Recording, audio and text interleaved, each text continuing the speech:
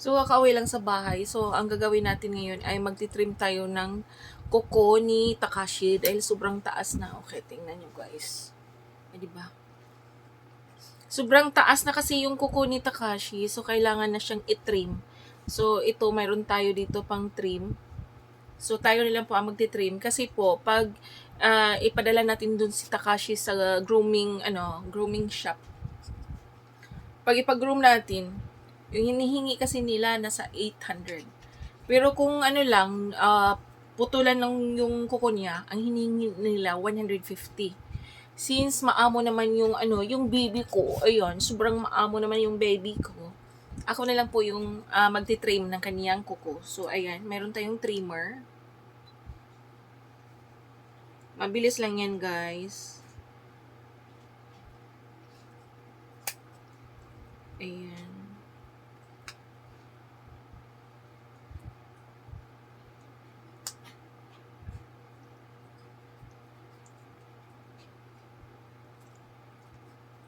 Wait, baby. So, ito yung kuko ni Ay, nakita niyo ba, guys? Yung kuko ni Takashi, 'di ba? Itim din. Sa kabila, anak, sa kabila. No. Hold lang, mami. Ouch! Sorry. Okay, kiss. I love you. I love you. Shush. I love you, baby. And guys, no. Kiss mami. Love ni mami. Love ni mami. Love ni mami.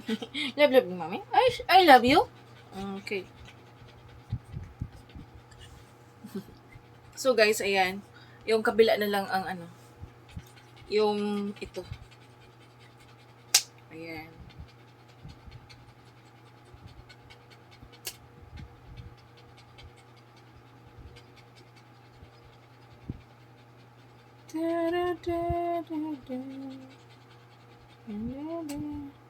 So, ayan guys.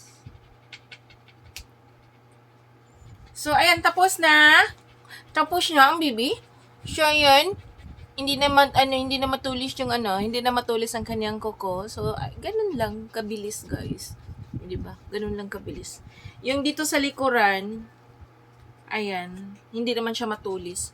Yung dito sa likuran, ayan, guys. Hindi naman siya matulis. Nakita niyo ba? Ayan. So, ang matulis lang talaga dito. Sobrang sakit kasi pag humihingi siya ng pagkain, ganun. Ganun yung ginagamit niya. At ang dami ko ng scratch sa paa ko. So, yung skin ko dami ng pulang-pula na talaga. Dami ng scratch. Galing dito, o di ba? At saka kay Haruki. Mamaya si Haruki naman ang puputulan natin ng kuko. Di ba? So, stay tuned guys for more update. Bye-bye. Bye-bye. Bye-bye. Bye-bye. Bye-bye. Gigil si mami ah. Bye!